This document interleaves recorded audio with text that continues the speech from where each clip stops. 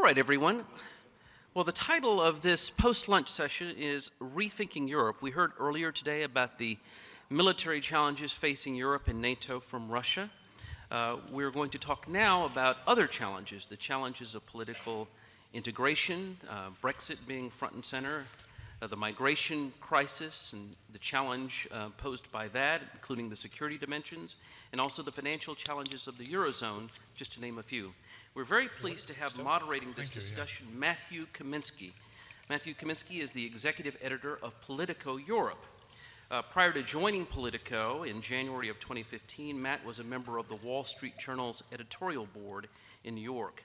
He was awarded an Overseas Press Club Prize in 2015 for his coverage of the Ukraine crisis, and he was also a finalist for the Pulitzer Prize in commentary that year.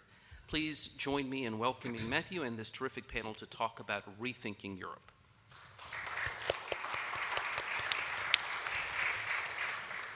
Thank you very much. It's terrific to be here, and I hope we can provide the intellectual dessert after your really nice lunch earlier today.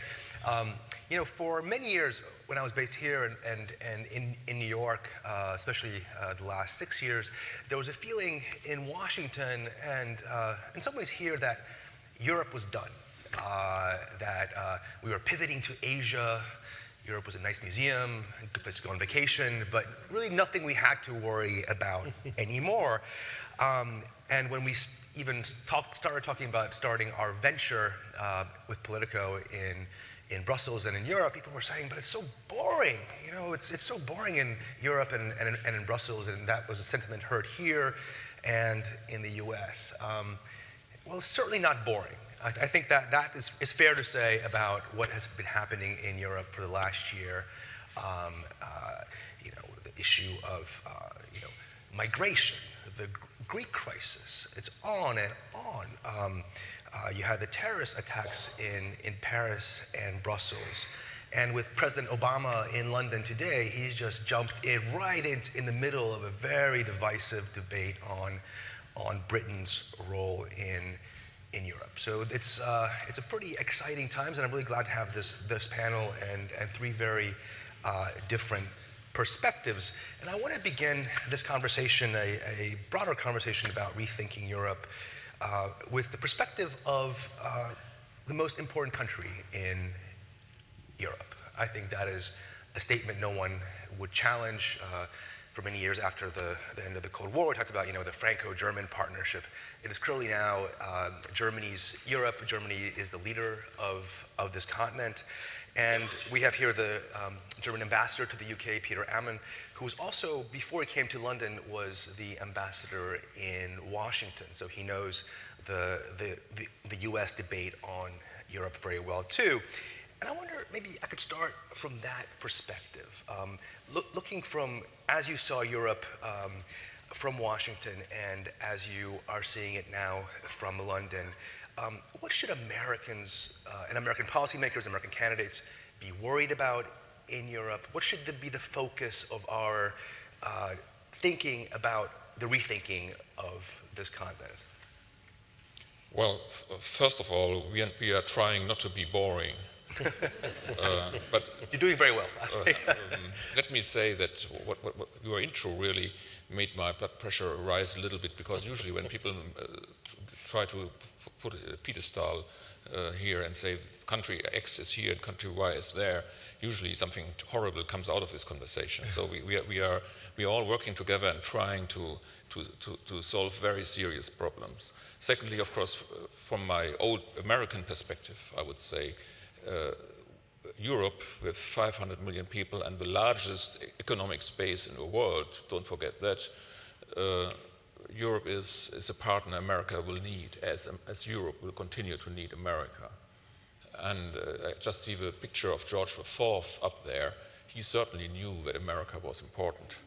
And this continues to be so. So, of course, we know that Asia, the emergence of Asia is important to you as well as it is for us. But this is should not be a reason to cut ties or think we could live separately. tell me, I mean, there's obviously a debate now in the UK about Britain's place in Europe, but I wonder from the German point of view, I hear a lot from senior German figures, we are seeing the limitations of Europe, that Germany was, along maybe with Belgium, the most pro-European country.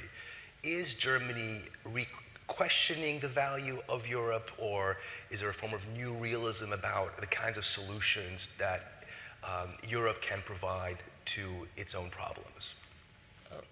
I would say our analysis starts from the fact that Europe, the geographic space of Europe, is under enormous threat.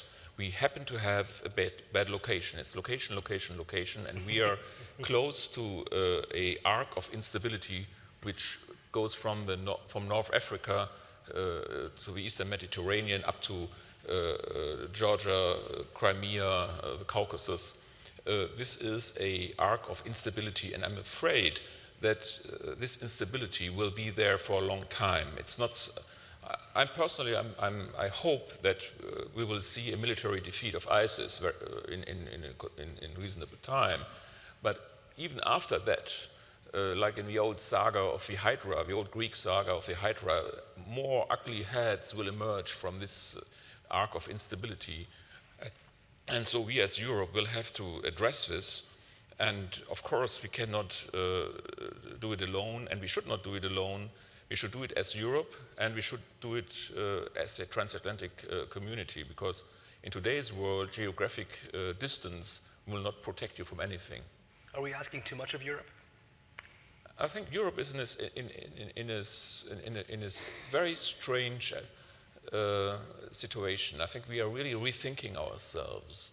And I remember after the fall of the Berlin Wall, we all had a feeling that a new era begins and we have to get our bearings right. And now again, I think everybody is asking himself, what is important? What are the fixtures we can depend on? And I think we have challenges a lot, economic challenges, revolutions in industry and technology that will revolutionize warfare, for example. So there's so much new at our doorstep. You mentioned the migrant crisis. We have never seen in living memory a situation where the UNHCR says there are 60 million people on the move in the world. 60 million. And last September, we in Germany woke up to the fact that 1.1 million people came by foot and they were waiting at our doorstep, at the Austrian border in southern Germany. So imagine what a surprise this was. And we were totally taken by surprise. And in the end, we said, well, to avoid a humanitarian catastrophe, we have to let them in and start a huge program to feed them, to house them, to school the children. And by the way, it was less the German government, I would say, but more the German public in general that engaged itself in addressing these poor people who came under horrible circumstances. You must have all seen the pictures of what these people have been through in Syria.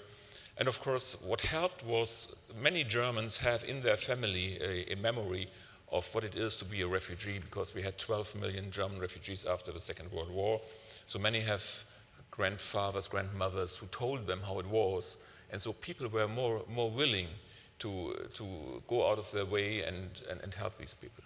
In one word, what is the greatest challenge facing this continent right now? In a nutshell, I would say we have in the past seen the developments in this world around us as a humanitarian issue, and we have to understand it now as a strategic issue.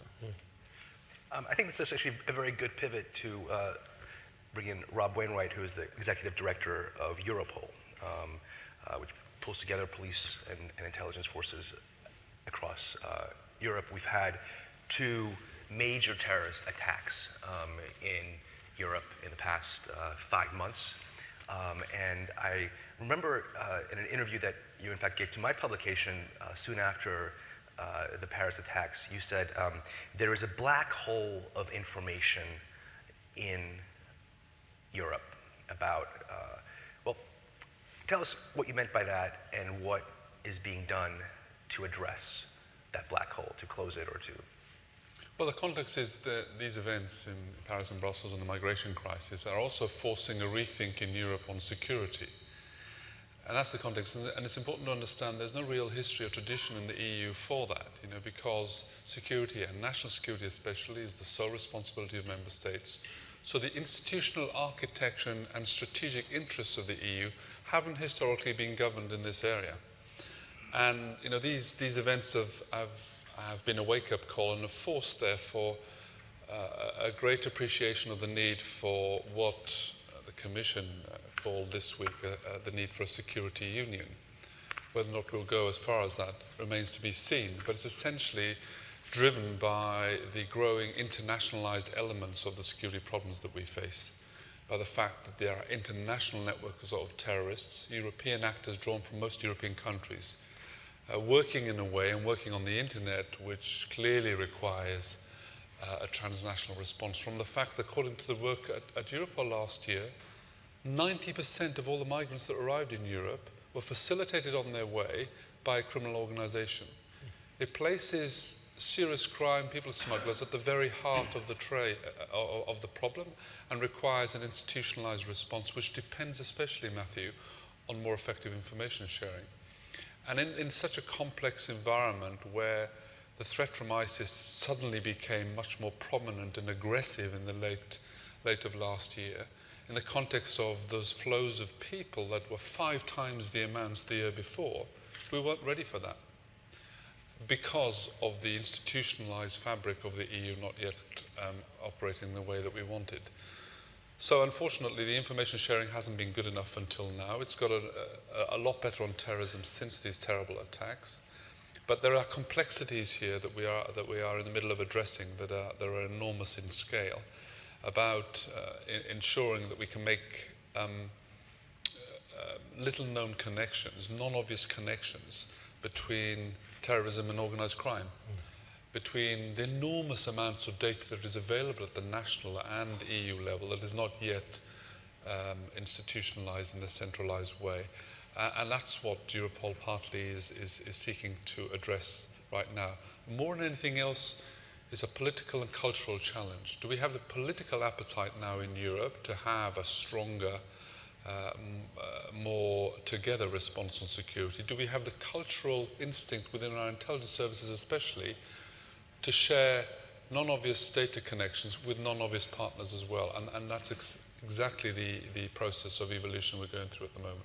But I have this feeling, that movie Groundhog Day, where the guy wakes up every morning and it's over and over again, that after every major attack, going back to 9/11, there's a lot of noise, there's a summit called of interior ministers, they say, this time we're going to get our act together, and this is, we've learned our lesson. Have they learned the lesson after Brussels, after Paris, and what concrete proof is there that they have?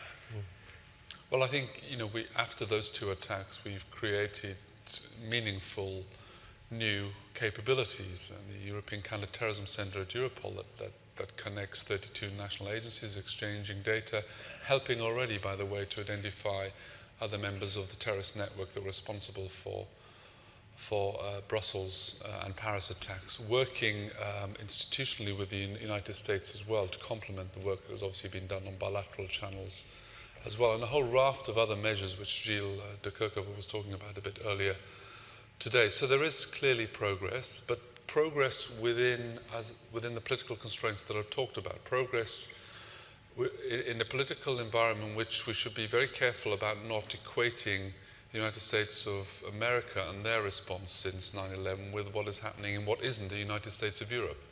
And the fact that we already have the most integrated regional cooperation on economic, cultural, and now on security terms in Europe than any other region in the world already, I think, speaks volumes for how far we've come, but it's not enough on its own. But you also have a background, you do have a background in intelligence. You started out in that world. what would it take to even come halfway close to the kind of cooperation that, for example, Britain and the US have on intelligent matters for EU countries themselves? And how do you overcome that resistance? Because police are always happy to cooperate across borders because they want to solve crimes. Intelligence agencies' foremost interest is to protect sources. Yes, and I think in the model of Europol, where we have over 600 agencies working across the piece on our connected platform on terrorism and crime, we are able to have exceptionally good information exchange on cybercrime, on drug trafficking, on human trafficking, on people smuggling. Terrorism, not quite yet, because in terrorism, in the field of national security, understandably, as the representatives from CIA and SIS were saying earlier, you need to build trust over sometimes a generation, and that's not there yet. And what it would take many more years yet. And what we have to do in the meantime, I think, is to employ smarter technological solutions that can still patch our information systems in an effective way. And the discussions we're having now is how essentially to build a bridge between the enormous police platform of cooperation that we have with a similar platform that's being developed amongst the security services of the member states at the moment. That's called the CTG, right? Yes, the counter-terrorist group, which is a community of the domestic security services within the EU, plus one or two other countries. Doing fabulous work, by the way, and I agree with earlier comments today that when we talk about so-called intelligence failures, it ignores the excellent work that they're already doing. But the real challenge now is not making sure that a domestic security service can identify a connection between Greece and their counterparts in Britain, but between the security service of Germany and the police service of Portugal. Mm-hmm. It's that kind of link which is becoming more important because of the growing criminal profile and background of the terrorist, that is asking exactly those challenging, complex questions of how we can better integrate the information systems already available to us. Someone was saying they were now dealing with a criminal jihad, which is the very different from the threat that was posed by Al-Qaeda 15 years ago, where you had very committed ideologically fighters. In a nutshell, or in a word, what do you see as the greatest threat or challenge to Europe right now? It's difficult to go beyond the confines of the terrorist threat, and in that respect, I still think that the enterprising way in which IS are using the internet represents our biggest challenge, I think, because of its dynamic qualities in propaganda and recruitment terms, and because behind that the whole encryption debate lays onto that another report. We need to, win back the internet in terms of, promoting the safety of our own values, and I'm not sure that we're doing that. Terrific. I want to now bring in Robin Niblett, who's the director of Chatham House here in London. And I guess I have a kind of simple question. What is going on in this country? Like, this morning we read about, Boris Johnson calling the half Kenyan president of the U.S. who dared to say anything about the Brexit debate. You've got kind of seemingly out of nowhere this major national drama playing out, which could be a European drama. So, what's going on and what's going to happen? I guess. Okay, I get the easy. Well, I don't know which is the easy question, but what's going on? You'd have to do a sort of national psychoanalysis, which might bore many of our speakers here.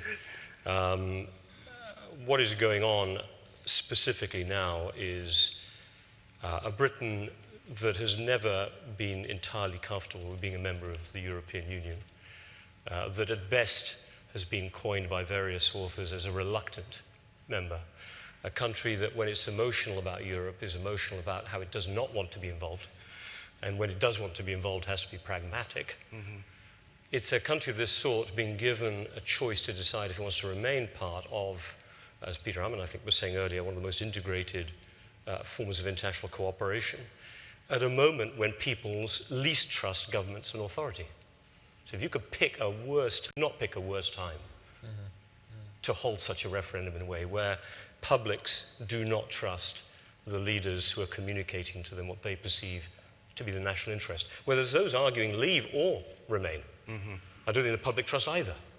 And that's, so what's going on is a public that I think has lost trust in government, and this is not just unique to the UK, but in the UK's case, post-Afghanistan, Iraq, Libya, you don't know how to run security defense operations. Post-global financial crisis, where although the UK is doing well on sort of superficial numbers, there's still high levels of debt. There is heavy income inequality. There are incredibly poor parts of the country.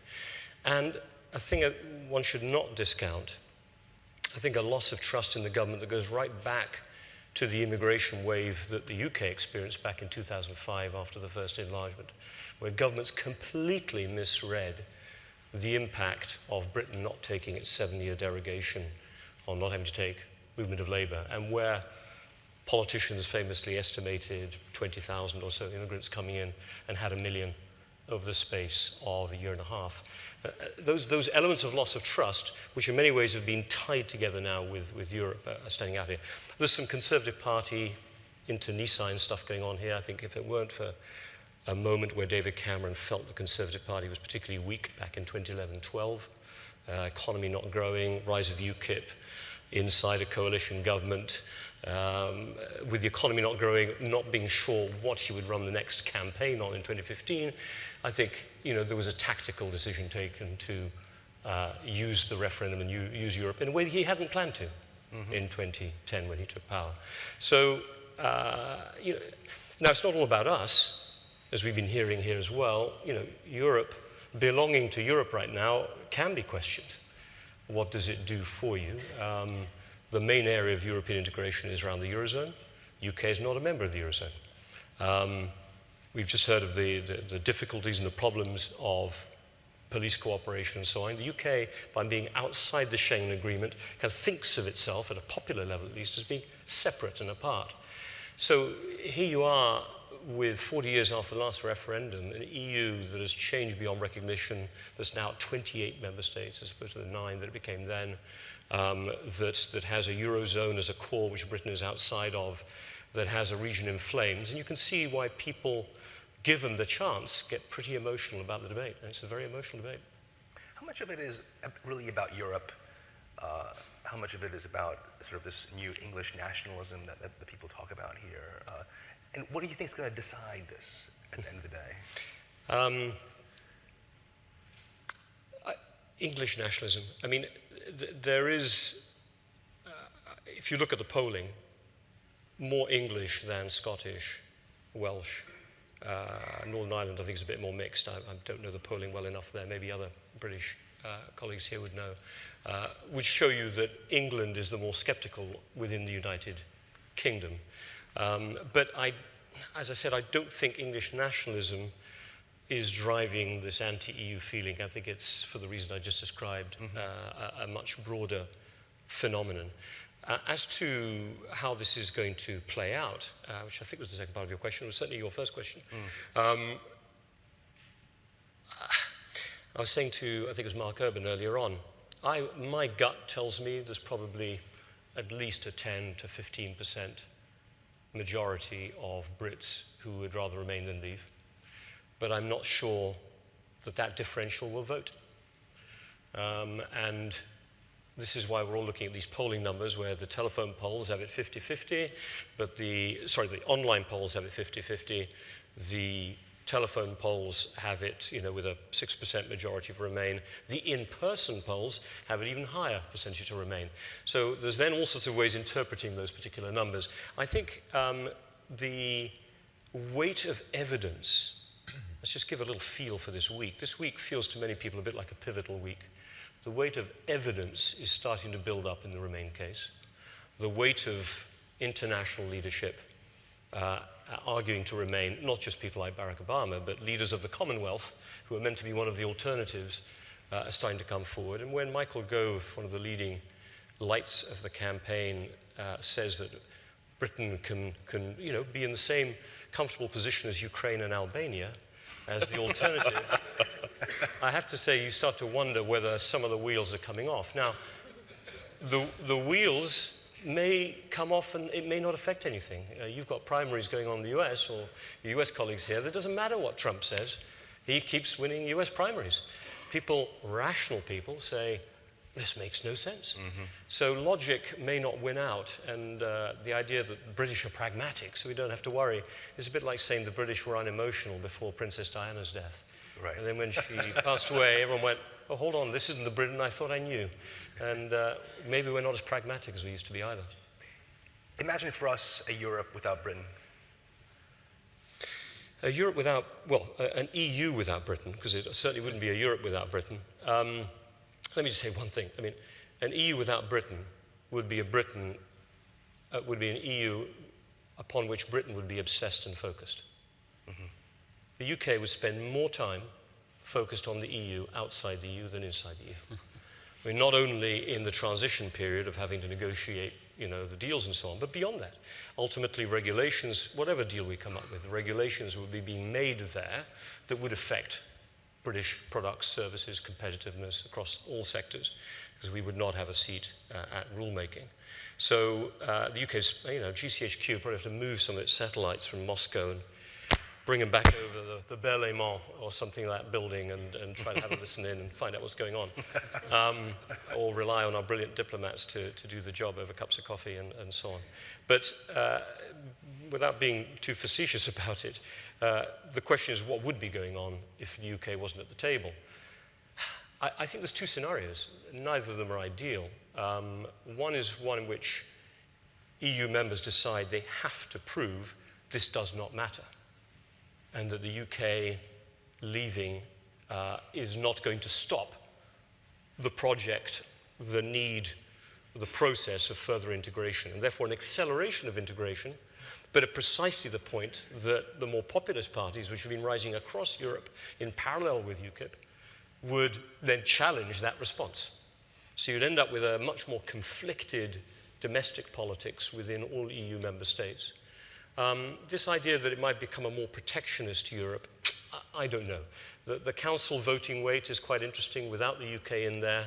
The blocking minority that the more open-minded countries to trade have, Germany, Sweden, Netherlands, moves below the qualified majority voting blocking level. So at least technically, you could argue it may become more protectionist at a kind of almost structural level.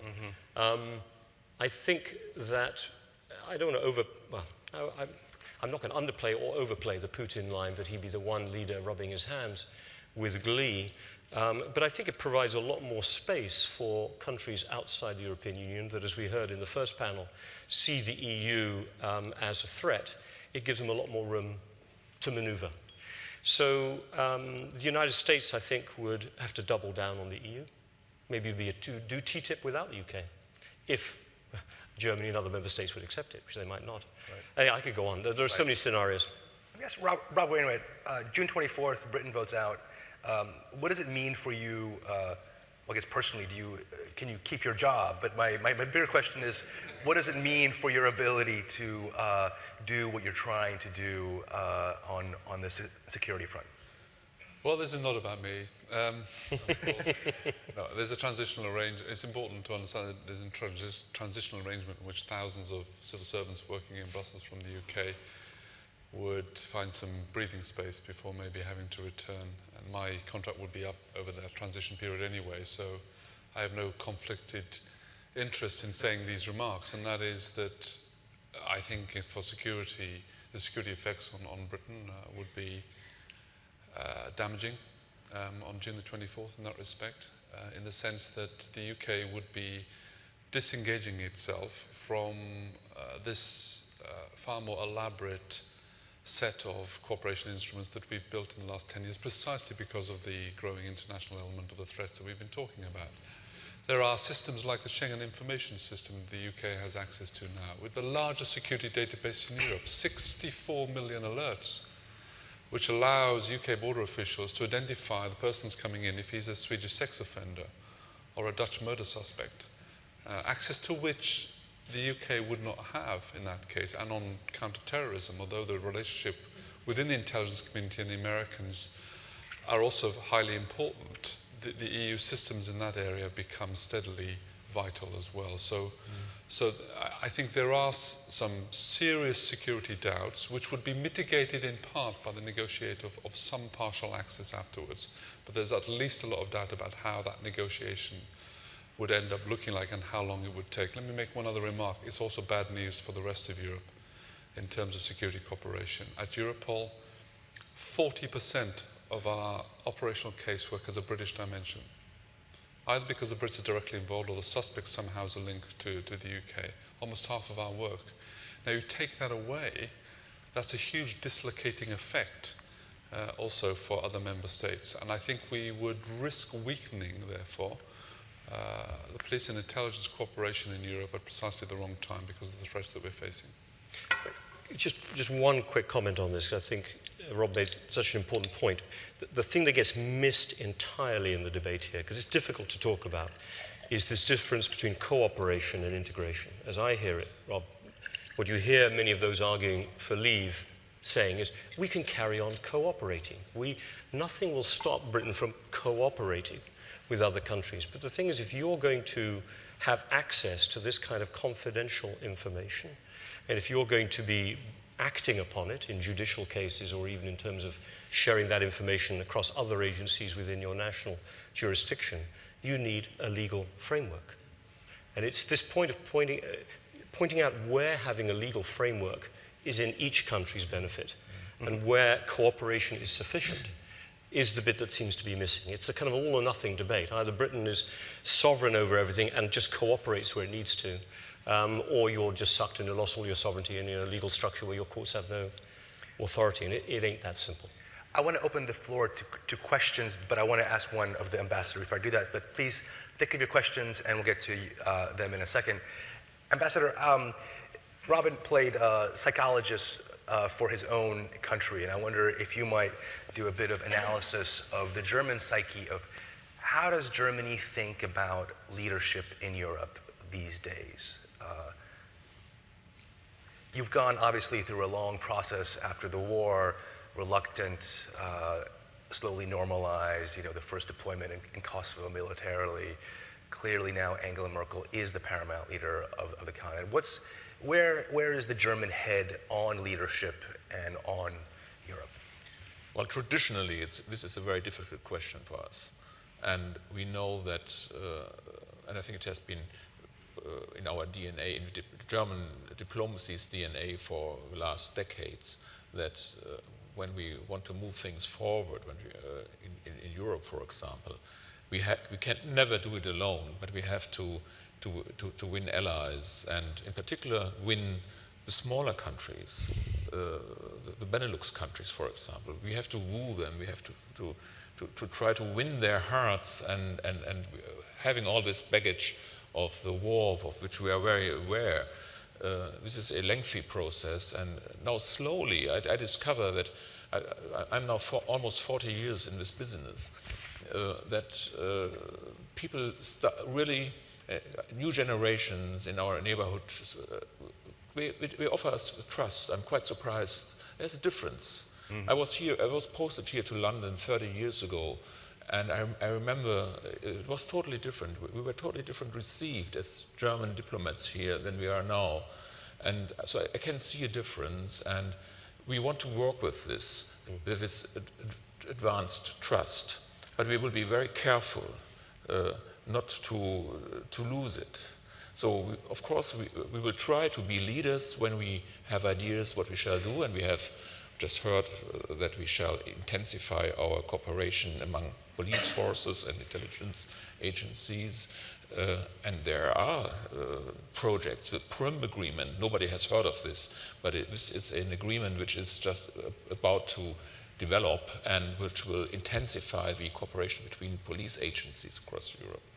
So we are working here somewhere in the dark, probably in a room somewhere in Brussels, trying to bring police forces closer together. But we know we have a lot of convincing to do. So leadership, in a certain sense, yes. So you're still a reluctant giant in some ways, huh? We are not a giant, but we are one of the bigger countries, and we know that the smaller countries are very careful how we use our vote and our diplomacy. Thank you. Let me, Thomas, please go ahead, and I'll take a few questions and then throw it over to the panel. Thank you. I have the feeling that the European Union is dead because the European Union is not dreaming. Is dead because it's not dreaming anymore. The EU used to have a dream, which was to bring peace on the continents. Everybody takes peace for granted now, especially the new generations. So my question to the panel is there a way to resuscitate the EU by creating a new common European dream? And what will it be? Is there one more question? I will add that question. I remember, Robin, you once told me that you were a Euro optimist, so maybe you can address that at the same time. But please, maybe the ambassador, is the dream dead? Well, I think you can be alive and doing well without dreaming.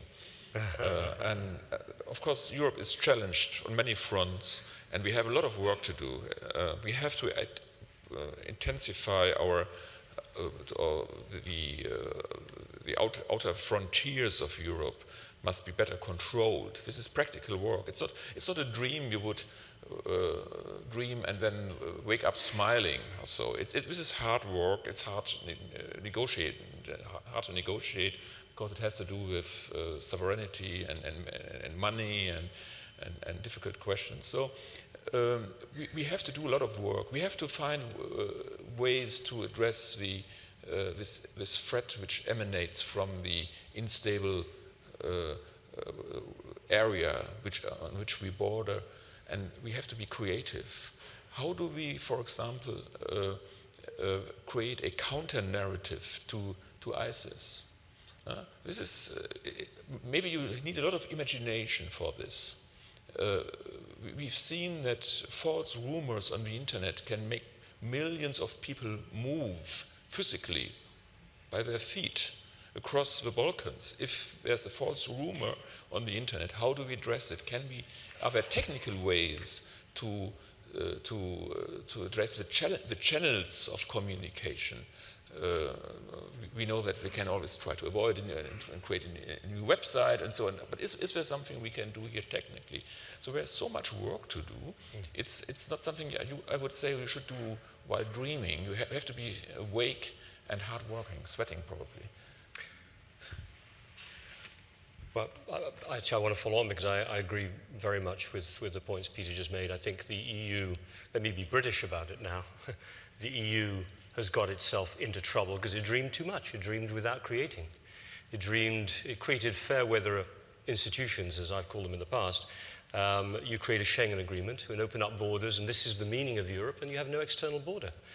So now, desperately trying to create the external border when the external situation changes. You create a single market, except that you don't allow that single market to cover the 70% of EU GDP, which is services, to a sufficient degree. And then you wonder why you have such high levels of unemployment, when employment is probably going to be created more in the service sector than anywhere else. You create a Eurozone in which different countries have different ideas of what solidarity means, and in which you don't have the mechanisms to manage major crises that are differentially experienced across the Eurozone. And as you said, you create a foreign policy dreaming that you can have a whole Europe with Russia as part of a lovely common home without really applying strategic thinking to it. So the reason Brits sometimes get impatient, and quite a few Germans and Dutch and I'm sure French and others, is that the dreaming has gone on even when the doing should have been being done.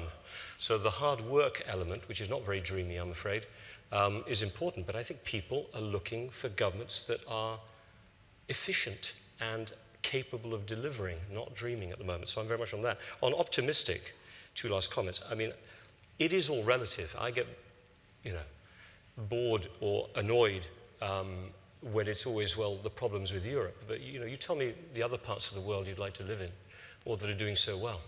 Whether it's the emerging markets that are now, Britain is meant to trade with, when it leaves the EU, those great emerging markets, which we're going to head off to, are all now turning south as they do their middle income transition.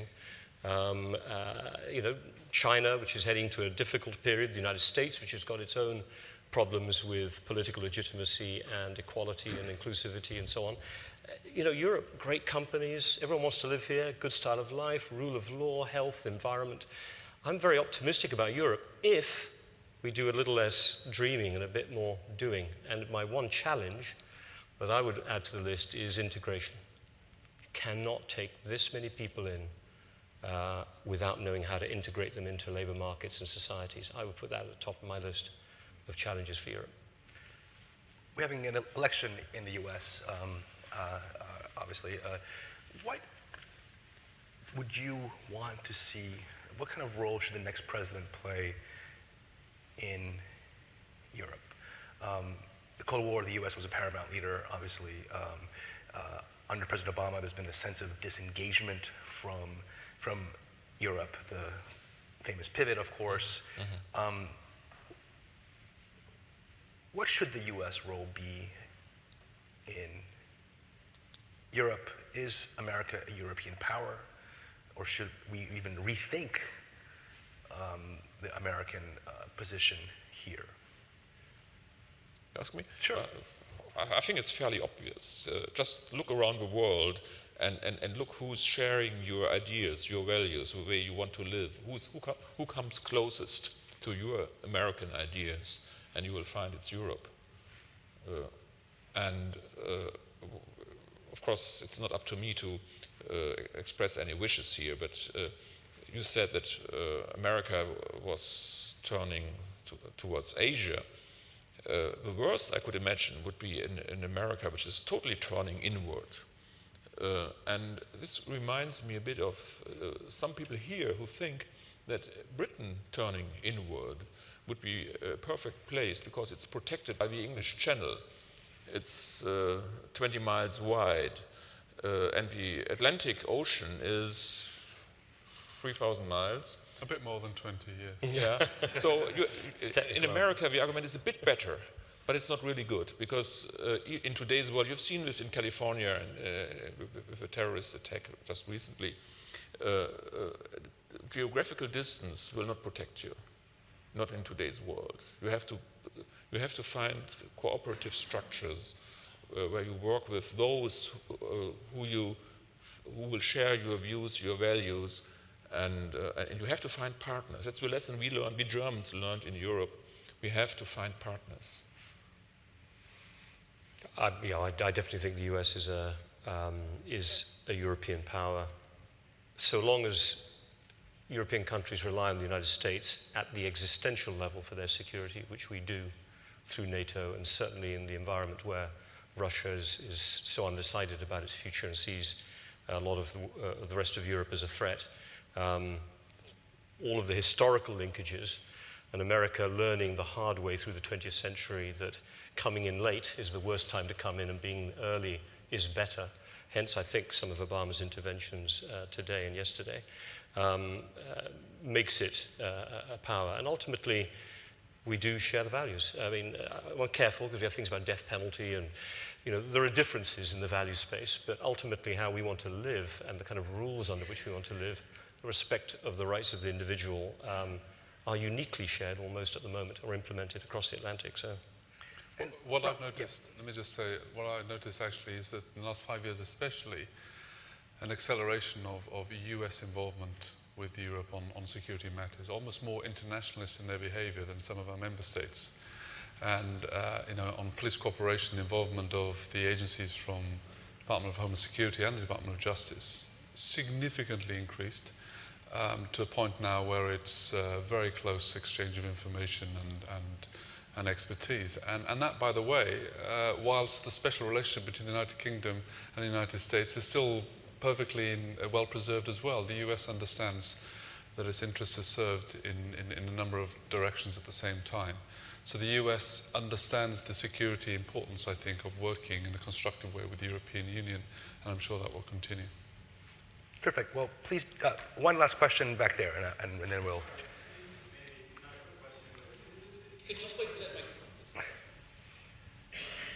Bringing together the issues of values and hard work, I wonder how much do you feel Europe has to do to overcome some of the values differences within the EU itself, and I think particularly of illiberal governments in Poland, Hungary, potentially Slovakia and others. Is this something in terms of integration and values that the EU still has to work on, or if they're in the Union, is this simply not our business anymore?